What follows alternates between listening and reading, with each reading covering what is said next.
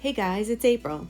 This painting did not turn out at all the way I had envisioned it in my head, but it did turn out really pretty, and it was a fun way to experiment with some new things. What I'm doing here is I'm using a bottle bottom pouring tool, and I'm pouring the paints over it individually to make sort of a flower design. You can see that I've already used this canvas and scraped off the previous painting because I didn't like it. And the first color that you saw me pour over, that kind of grayish blue, that was scraped up paint from the previous attempt. Now I'm going to twist the bottle bottom a little bit and pour the paints again in the same order. All of the paints I'm using are Mixed Media Girl pouring paints that are good straight out of the bottle. You don't have to do anything to them. They're a nice consistency, they're a nice color, and I really just love using these paints. It makes it so easy.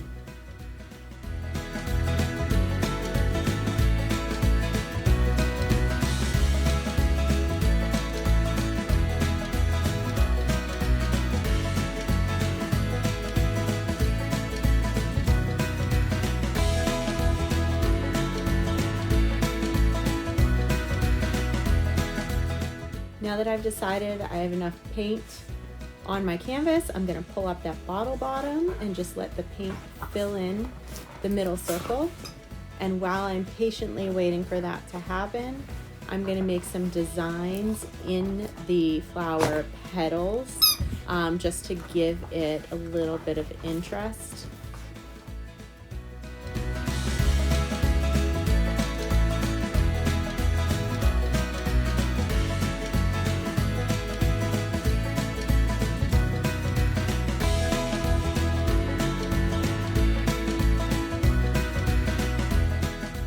At this point, I decided I was going to do a reverse flower dip.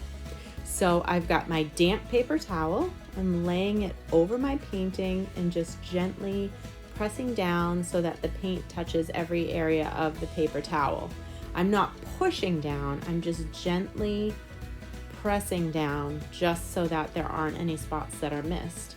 And then I'm going to go ahead and very carefully pull it up and see what happens underneath.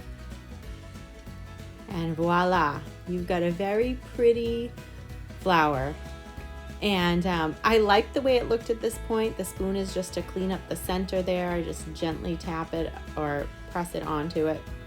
And I am torching to make sure all the bubbles are gone so they don't leave little craters or pock marks in the painting. And normally you would spin something like this out just to have it spread equally, but I didn't have it on a spinner. It's bigger than I've normally done this, and as I was going, this was like a total surprise painting for me. I didn't know what I was going to do next. So I just decided to stretch it out and see where we went from there.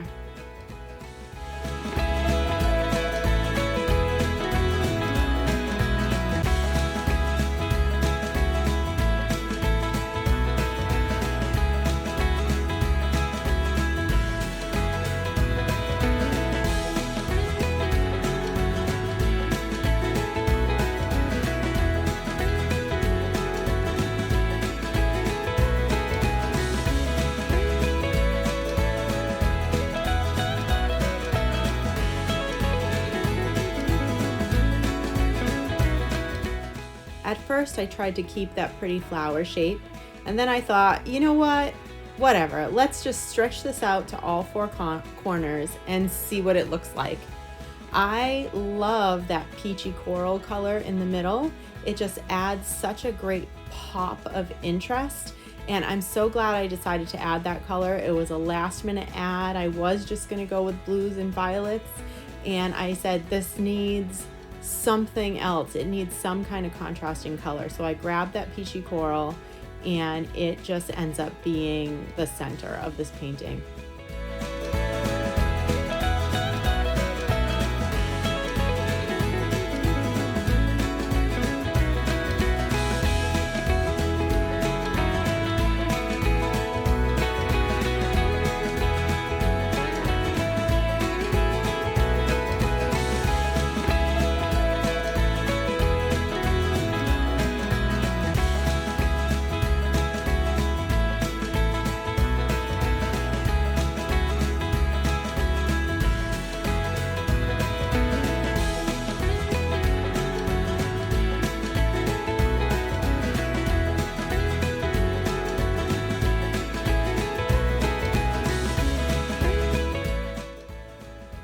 So now it's all stretched out, and I'm looking at it thinking, I don't really know what I think about this painting. It's kind of cool, but I don't really know why. It has so much movement in it. The colors are shiny and pretty, and let me add a few little details here and see if I can just liven it up a little bit and add some more interest.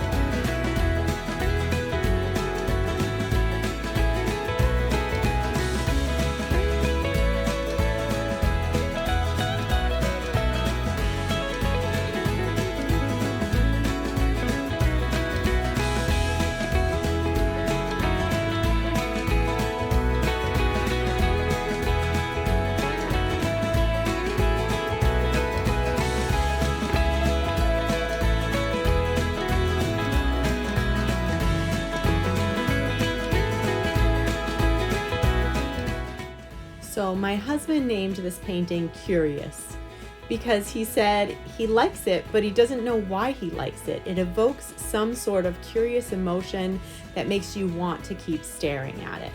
So in my book, that's a successful job.